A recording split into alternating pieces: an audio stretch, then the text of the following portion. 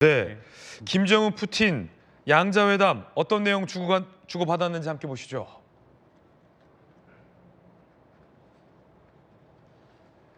자, 이게 사실은 심각한 대목인데 전성 원장님, 네. 김정은은 북한이 러시아를 도울 수 있다면 반드시 도울 것이다. 형제 의무다라고 얘기했고요.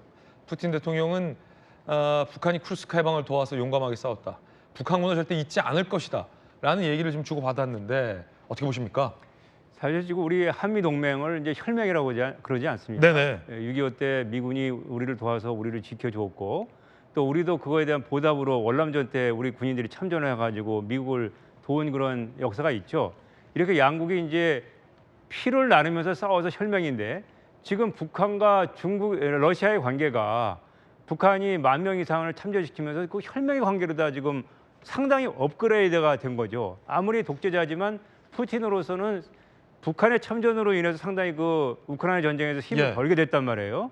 그런 그 전략적인 자산이 하나 생긴 거죠. 푸틴으로서는. 역시 또 김정은은 푸틴이라는 또 하나의 전략적 자산. 다시 말해서 이제 더 이상 러시아는 북한의 핵무기에 대해서 뭐라고 안 할 겁니다.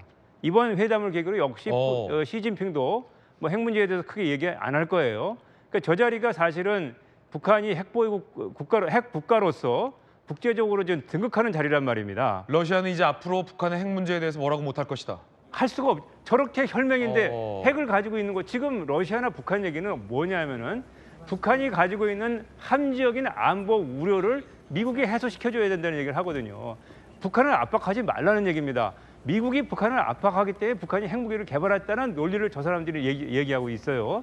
그러니까 지금 저런 회의를 통해서 소위 그 북한의 뭐 비핵화라든가 우리 정부도 지금도 이제 과거 정부도 그랬고 현 정부도 그렇고 이제 비핵화가 대표적인 외교 정책인데 그 비핵화 외교의 성공 가능성이 저런 현상들을 보면은 굉장히 희박하다 이렇게 볼 수밖에 없는 거죠.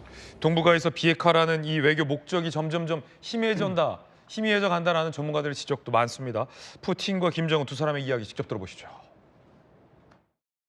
По вашей инициативе, как хорошо известно, ваши спецподразделения приняли участие в освобождении Курской области.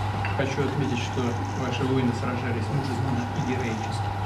대통령께서 여러 기회에 평가해 주시고 오늘 다시 이 자리를 빌어서 높이 평가해 주신 데 대해서 나는 대통령님께 다시 한번 사의 말씀드립니다. 내가 당신과 러시아 인민을 위해서 할 수 있는 것이 있다면 또 해야 되는 것이 있다면 그 형제적인 그 의무로 우리가 감당해야 될 의무로 간주하고 모든 걸 다해서 도울 용의가 있습니다. 북한이 핵 보유국으로서 적어도 이 중국과 러시아라는 우군을 얻게 되는 것 아니냐라는 우려인데 사실 우리로서 대한민국 입장에서 가장 경계할 대목이 황태희 교수님 저 대목이죠. 네, 그렇습니다. 사실 저는 저 회담을 보면서 어떻게 요약을 할 수 있을까? 감사하다. 그다음에 나는 계속하겠다 열심히. 그 얘기는 저는 이제 우크라이나 전쟁에 참전한 그 참전에 대한 뭔가 청구서를 기대하고 있다라는 말로 이제 간접적으로 좀 들리고요. 그런 면에서는 이제 북한 비핵화를 위해서 국제사회가 하고 있는 여러 가지 제재들 그걸 이제 러시아는 이제 더 이상 이제 제재는 해서는 안 된다라는 입장 플러스 여러 가지 이제 북한이 원하는 군사 기술이라든지 아니면 경제적인 지원이라든지 뭐 이런 쪽에 이제 여러 가지 그 당근들 그 참전의 대가를 이제 암묵적으로 좀 요구하는 게 아닌가 그렇게 생각이 됩니다. 예, 시진핑 주석과 김정은 간의 대화도 한번 들어보시죠.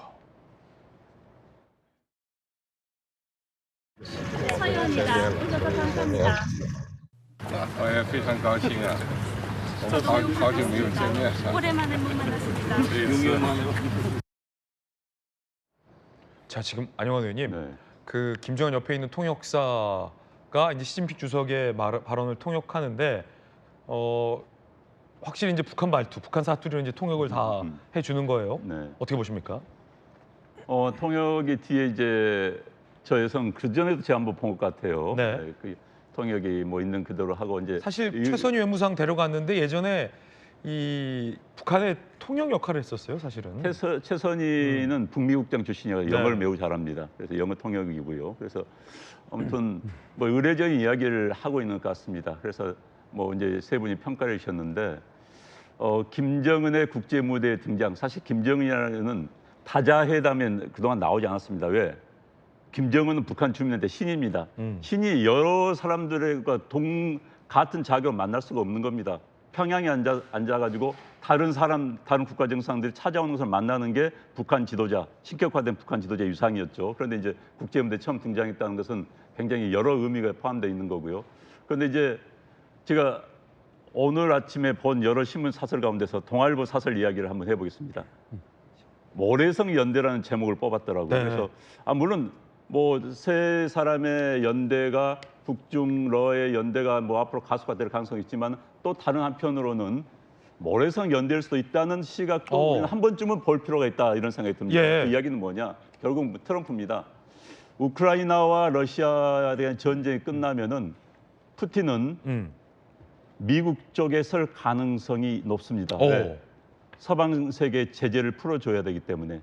그렇기 때문에 지금은 미국의 제재 때문에 우크라이나 전쟁 때문에 이 러시아와 중국과의 관계, 북한과의 관계가 매우 긴밀하지만 그 단계가 되면 트럼프가 각계 전파에 들어갈 수도 있고요. 중국은 또 미국과의 관세 전쟁이 문제가 있습니다. 계속 분쟁을 이끌어갈 수가 없습니다. 그렇기 때문에 또 중국 나름대로 미국과의 관계 문제가 있고 만약에 트럼프가 김정은과 또 협상을 하고 뭐 관계가 좋아진다면 이 세 사람의 관계는 또 애매해질 수가 있는 거예요. 북중러 연대라는 것도 깨질 수도 있다는 가능성도 있다는 것을 제가 오늘 아침에 뭐 동아일보 사설에서 봤습니다. 그래서 굉장히 공감하는 부분이 있고요. 그래서 어찌됐든 세 사람의 연대, 특히 이제 푸틴 입장에서 보면은 중국이 굉장히 껄끄러운 상대입니다. 과거로 본다면은 한 수 아래인 국가였습니다. 공산주의 체제 내에서라고 본다면은 동생 국가였죠. 그런데 지금 저렇게 중국이 종족이 돼서 앞장서는 것이 보면은 굉장히 불편한 마음이 속으로 있을 겁니다. 지금 상황에서는 어쩔 수 없지만은 김정은 입장에서 보더라도 중국이 굉장히 껄끄러운 상대입니다. 왜냐? 북한 김씨 왕조를 핀셋으로 뽑아서 제거할 수 있는 유일한 권력은 중국밖에 없습니다. 굉장히 부담스러운 거예요, 중국도. 그렇지만 이제 현재 미국이란 대전제 앞에서 힘을 합치고 있지만은 그러한 연대도 어떤 측면에서는 무너질 수가 있다. 이런 말씀을 좀 드리고 싶습니다.